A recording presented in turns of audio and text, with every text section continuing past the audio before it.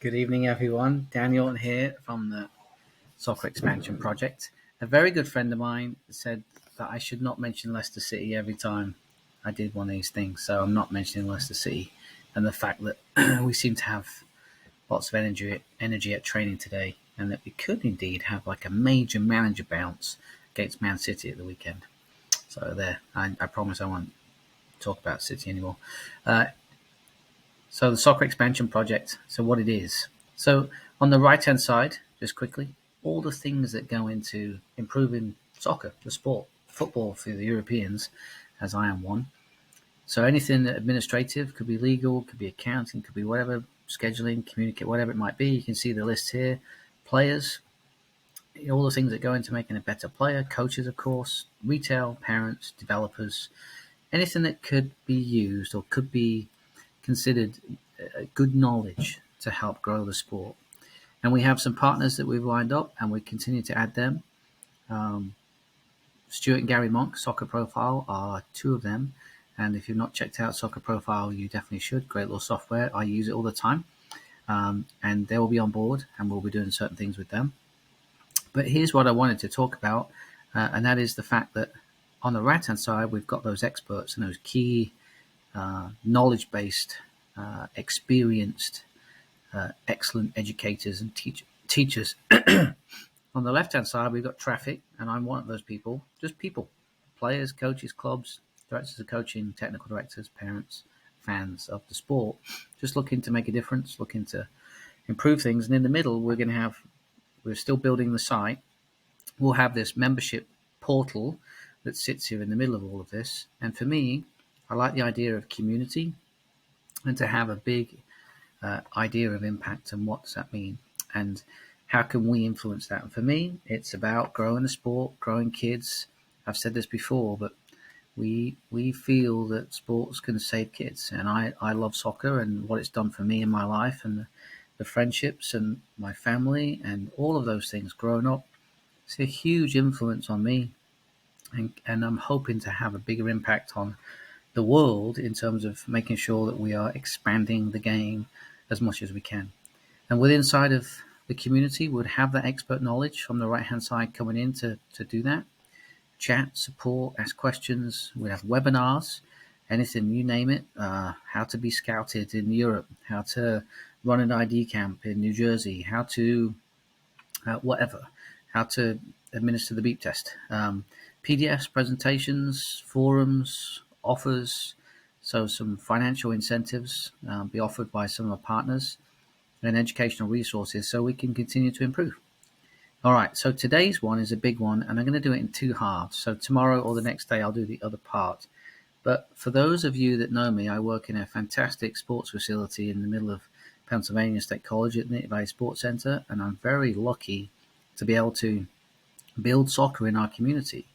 And my colleagues know that whenever I start to talk, I just find a way to, start doodling on my board that sits behind my office. And the other day I started to think about this. And this is what I drew, and it's half of the conversation. The other half, again, will come another time. But I started to think about what would happen if we put teams and coaches and parents, and clubs at the very center of every decision. So it's a centric approach. Everything we do is focused on them. And I started to draw this thing, and it looks a complete mess. So you'll be pleased to know that I made a fresh one. And it looks like this. And so the idea here is that right now that we're having a non-player first centric approach. So whenever we're making decisions, whenever we're considering what's going on, we're not thinking first about the players or the player pool. We're thinking about a coach, a parent, a team, or a club. That's the focus. So how does that start to govern decisions? So the main focus here, I've just written down, I'll just zoom in a little bit, is to say that in this model, we're suggesting that the coach, parent, club, team are prioritized over the player. Decisions are made to the benefit of the coach, club, parent, or I've said club twice there, my bad. Would be team or parent or club. The individual player or pool of players is secondary. So how does that really look? What sort of demonstrations might that be? Well, okay, I'm a coach and I want to form a team of U13 boys. I'm a club and we need a U12 group.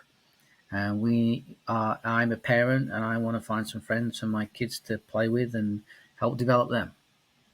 Whatever it might be, that sort of initial motivation isn't necessarily just about the players right now. It's about something else. I'm not saying those things are wrong. I'm just saying that there's a chance that some of those things could start to dictate where decisions might go. So here we go. In this structure where the main focus is not about the players or the pool of players in a certain geographic region, that geographic region could be one tiny town, it could be a region, it could be a state, it could be a group of states, it could be the whole country. But in a certain geographic area, there happens to be multiple clubs, teams, groups, voices leading the decisions with their best interests at heart. Again, here's Club A, Club B, Club C, Club D, the list goes on, all within, say, 10 minutes of each other. And that's the structure, that's how it's set up, and that's what lots of, certainly America, looks like right now. Okay, that's how it is. What then happens next? Let's go to number 2. The nuts and bolts of that structure are things like players are recruited, they're poached, there's promises made, right? There's an emphasis on potentially, language like elite or premier or top or whatever, or academy level, or all these types of words start to infiltrate, not infiltrate, it's the wrong word, but start to govern how these clubs start to market their business, market their teams, market their club, right? What's happening? There's tryouts, there's fees attached to tryouts. I'm not saying these things are bad. I'm just saying that they exist right now in this non-player first centric approach. So why do we do that? Why? Because the structure right now is such that, say there's 10 clubs in a half an hour radius. They're all going to fight for players. They're all going to start to ask for certain things. They're all going to be starting to use language like elite or we're the best or whatever it might be. And there you go.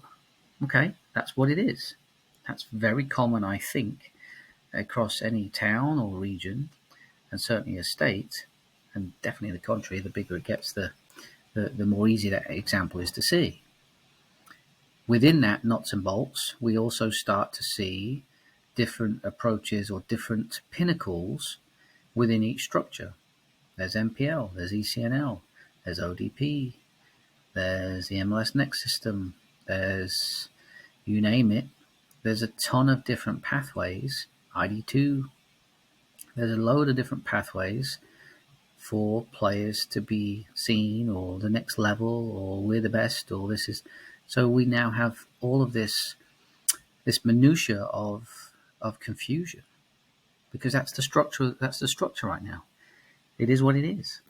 And from that, people are making decisions to protect their leagues, their teams, their parents, their coaches, their clubs. That's the number one focus. So the product of all of that, what does it look like?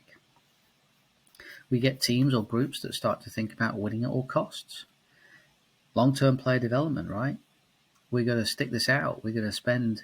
I did a presentation last week on the timeline of a youth soccer player, and check that one out. That has nothing to do with long-term development. Win at all costs. This is the product. We marginalize weaker players because right now our egos and our club's reputation and our team's reputation and maybe a coach's reputation and a parent, whatever it might be, the dinner table conversation is at stake. So weaker players get marginalized. We end up with joystick coaches, joystick parents screaming at kids because of all of this. Right? We've had a claim at having, our kids end up in an elite program. Well, we've got to go justify that. So we've got to scream and yell. We've got to make sure we win, right? We end up with poor role models from coaches because they're stressed out. It's not fair on them. We start to blame things on external factors. My kid plays for an elite team. They would have won the nationals, but the refereeing was terrible. That's nothing to do with long-term maturing of athletes and students of the game. That's the product right now. Everything's short term. Again, that timeline for youth soccer, that video there is pretty crazy. I think it's very valid, but that's what it is. There's no time. There's no, forget it. We're off. We're off next door. We're off to the next club. We're going to start a new club. We're going to start a new team. We've had that before. We've had coaches that have helped with our club and not like certain things we've done because we've had a long-term approach. And we've had parents dive into our Team Snap account, pull out all of those players, and go have a try at another club next door. And then they can coach their kids' team. Happens all the time. It's mental. So what's the result of all of this? The result is massive frustration. You can hear it from me. Player drain. Kids leave the sport. This is not good, right? People are frustrated. Watered down teams at every level. Imagine 4 or 5 clubs in a 20-minute radius. What would happen if they got together and they structured it and worked together such that there was a genuine top team for the best players, and they just happened to land at Club B, and then the next tier, and then the next tier, and then the next tier, and the next tier, etc., etc. And the rec-based players just play as close as they can to whatever club they live near. Wouldn't that be amazing? Never going to happen. Real shame. Coaches are unable to develop players. They just can't do it because people. I just put hoppers there. People just club hop. We're off. I'm going to talk about long-term development. I'm going to play a 13-year-old boy or girl at right back at some point, maybe left midfield, maybe up top. The Dutch do it in their academies, but it might mean we lose a game 2-1. We're out. We didn't win that trophy or that cup, so we're off to the team next door. And then the team next door, what do they do with it? Maybe they're a club that stick their teams in the lowest brackets all the time, win 6-0 and post medals all day long. That's the result. That's what we've got, and it's manifesting itself from the structure of what we're dealing with. There's zero patience or tolerance. So this is a big thing for me, and you can probably tell from my tone. But how do we address it? How do we change that? And what I'd like to do is, in the next video, I'll put it together tomorrow, but take this very same slide, and I'm going to make everything about the players first, right? This is non-player stuff. This is Danny Orton as a coach for Club ABC deciding that I want to put together a top team because the club next door don't do it very well, yada, yada, yada. And so I'm going to go do that. That's where we're at. So I'm going to put together something that talks about players first, genuine player first. What would that look like for a small town? What would it look like for a region? What would it look like for a state? It starts to get difficult because of the geography. What's it look like for the country? I get it, incredibly difficult to manage that. But what could happen if we genuinely put players and kids first? I was at a meeting, I coach high school and club, and one of my friend coaches, he's a great guy. I love great rivalry, great team, always a good battle. We're probably even over a decade in playing against each other. Super respect. And he said that, 3 clubs in his area inside of 10 miles. And he said this, he said, if they just thought about the kids first, wouldn't that be great?